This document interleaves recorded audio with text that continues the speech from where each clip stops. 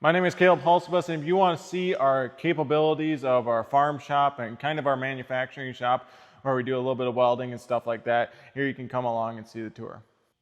So our shop is, I believe it's 55 foot by 75 foot, and then there's a 125 foot cold storage on it.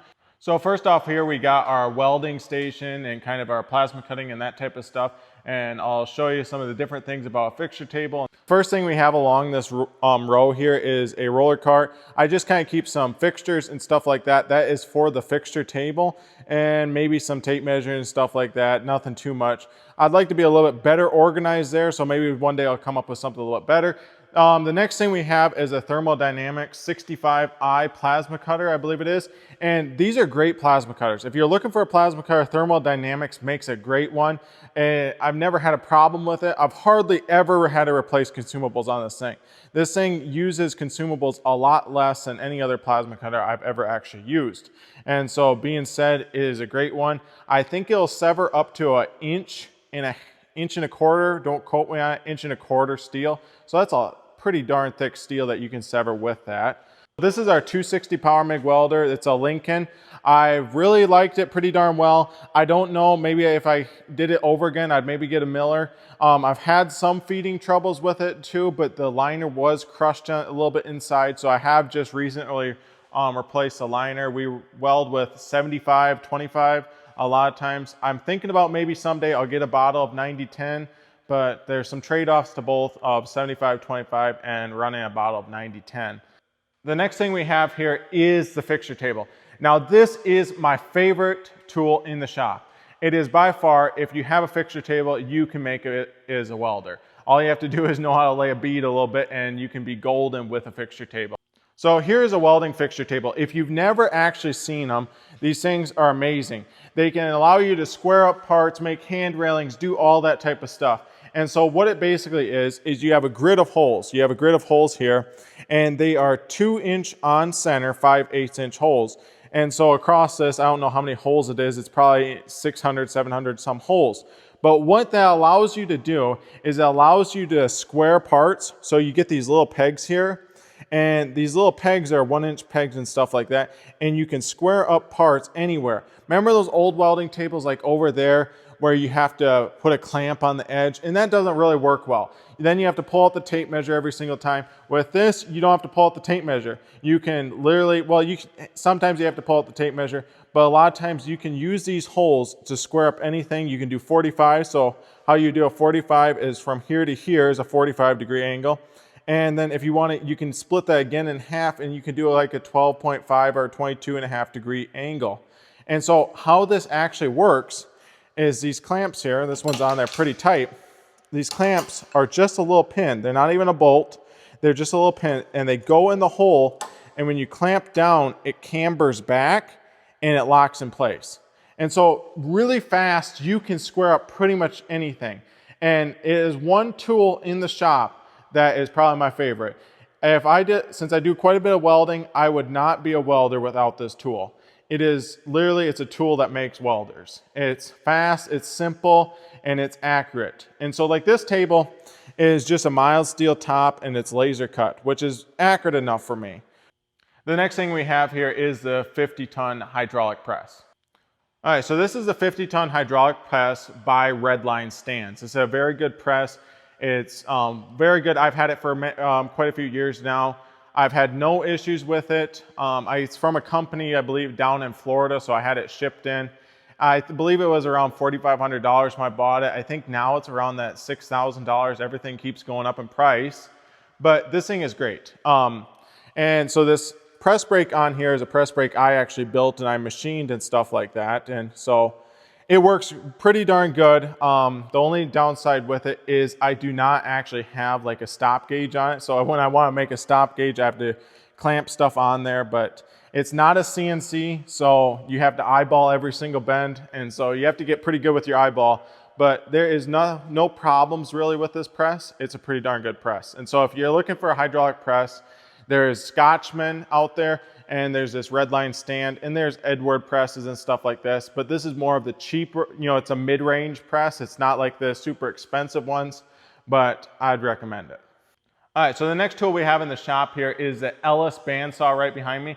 This is a saw that is a very good starter saw. It's made in the USA, it's made in Wisconsin. All right, so here we have the Ellis bandsaw. This is their 1600 model.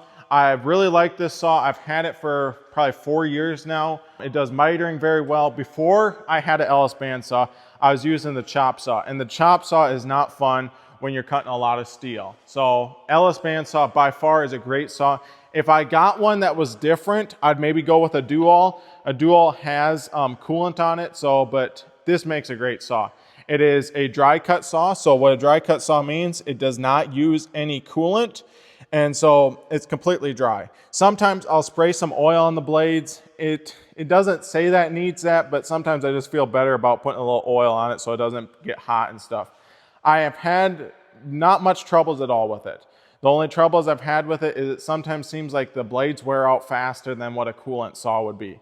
But overall, it's a great miter saw. It makes the jobs really quick and it cuts through steel very fast. All right, so here is the steel rack. I built this steel rack, I don't know, it's probably 3 years ago or so, or more than that even. But it's a very good steel rack. It works for what I need. We used oil stem, so I don't know if any of you guys know what oil stem is. It's that rusty steel. You see a lot of cattle stuff is made out of that. The only downside to that stuff, it's actually a little bit harder, and so sometimes the welds will actually crack with that. But it seems to not have been much of an issue for this. This steel rack, I don't know. I have a lot of weight on it right now. Before we actually didn't even have gussets on this. So we just recently added gussets to it not too long ago, but it kind of needed that. And down here we have shelves and stuff for sheeting. So like our 4 foot by 8 foot sheets of 1/2 inch or 3/8 or 1/4 inch. And a lot of times we have like 14 gauge on there, 11 gauge, and that stuff will be cut out for signs. All right, so this is probably the coolest tool in our farm shop, manufacturing shop, is the plasma table. This is a 4 foot by 8 foot plasma table. It's by Quickie and Arson. They are a New York industrial company. This is their light industrial model. So this machine here will cut up to, I believe it is 3/4 inch mild steel. And so I have cut 3/4 inch mild steel. It actually does a very nice cut job with it. It's pretty darn fast. So what we'll use this machine for in the shop is we'll cut parts out of it for like projects or anything like that. And then we'll also cut signs out of it. All right, so this was the last parts that we were cutting on it. It is for that building over there is some brackets and stuff like that. And so a lot of times we can use these to cut brackets. We can use it to cut different things. We use it for a lot of different things. It's pretty darn fast. We have an 85 amp plasma cutter on it. So it's a pretty good sized plasma cutter. It's nothing crazy compared to the really big industrial stuff, but it works really great for us. Here is an example of a plasma cut part. So what you will notice about plasma, I don't know if you can see that on the camera, but it is that kerf width. And so anything with plasma has a kerf width on it. And so that is where you lose some of the detail with a plasma table or with CNC plasma, is that slight angle. This is actually a very good cut. So yes, this is a farm shop, but I do build some stuff in here, some different types of products, and I'll show you some of them here today, such as trailer steps, skids, and fixture tables, and sheds and stuff like that for cattle, different type of equipment. All right, so this is a service skid. A lot of times when we're building these, we put like an air compressor or an air compressor generator like this is. This is by John Deere, but it's actually built by MITM. John Deere just puts their logo and stuff on that. And then we put hose reels, sometimes a fuel tank, and different toolboxes. I'll find an image and I'll put one up of like a full skid for you guys. All right, so this is the other things that we build. It is some fixture tables, some workbench tables. That's a workbench table. It's just a flat top. So a fixture table is like we showed you earlier. It has a grid. It's 2-inch grid, 5/8 inch holes on center. And this is a 1-inch thick table. So this thing is darn heavy. It weighs in probably around 1,150 pounds. It's 4 foot by 4 foot. And then we have a nice little place to put some storage and stuff like that. But then these are 3/4 inch by 4 inch flat bar to brace the frame and stuff like that. And then there's also a webbing underneath of 1/2 inch by 2 inch.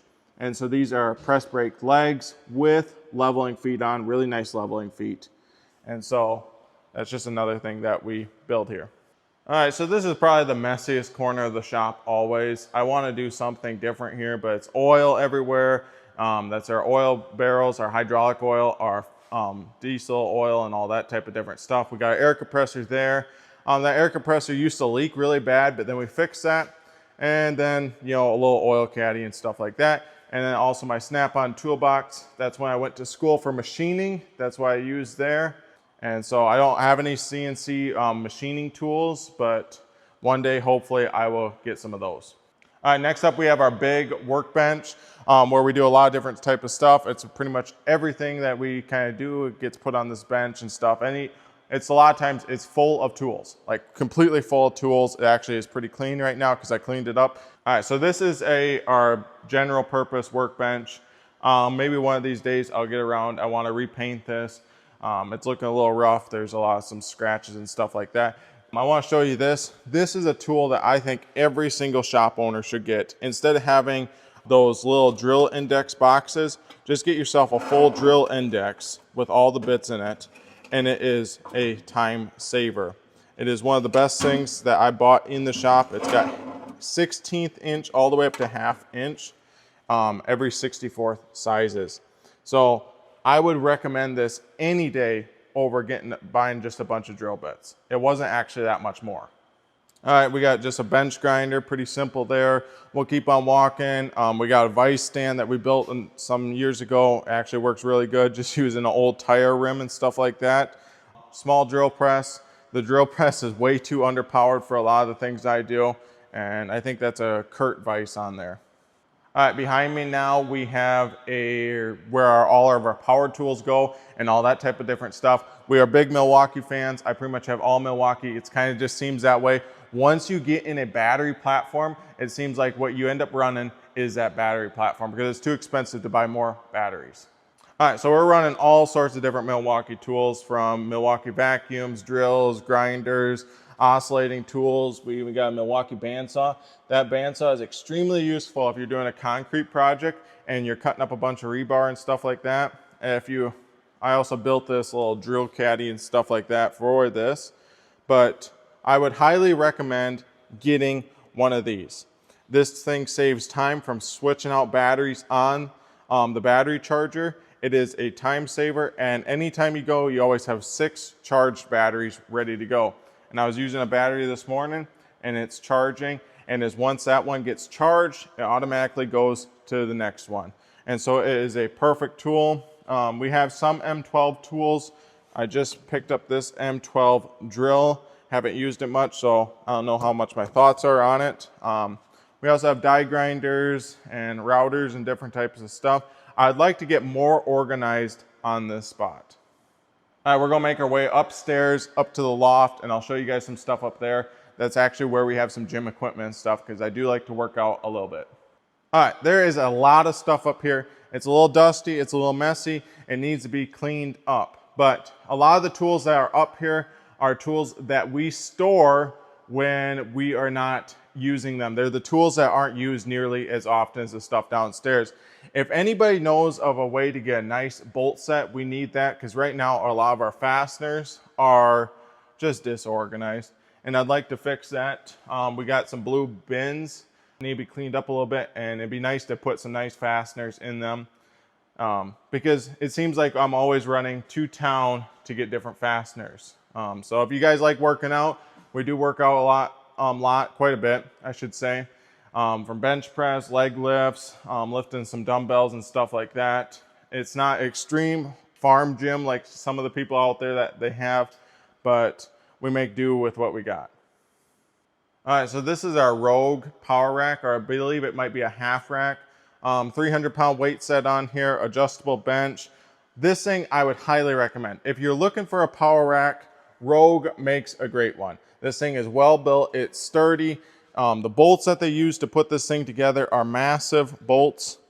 It's really strong. I have no complaints about this power rack. It is very good quality. All right, behind me is the horse shed. That is a project we are currently working on.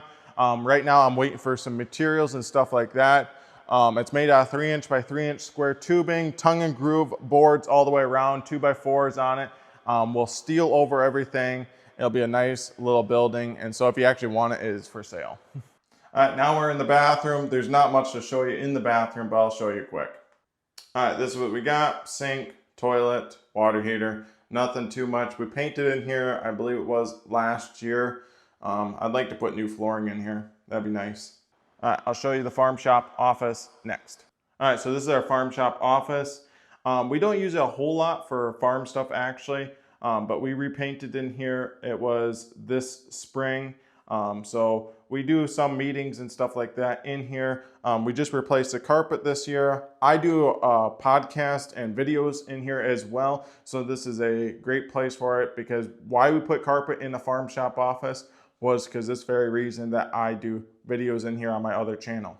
All right, so that is our farm shop. I didn't go into insane detail on every single thing. If there's something in the video that you want to see more detail on, I'll definitely make another video on it. I want to see how this video does. There is a lot of different things that we do in this shop. It's a multi-purpose shop. We do farm work in it. We do manufacturing work in it. I build handrails. I build a lot of different little products and stuff like that. And if you're interested in any of those, there's some more that I actually build too that I did not mention. So if you want to know more, ask me about it.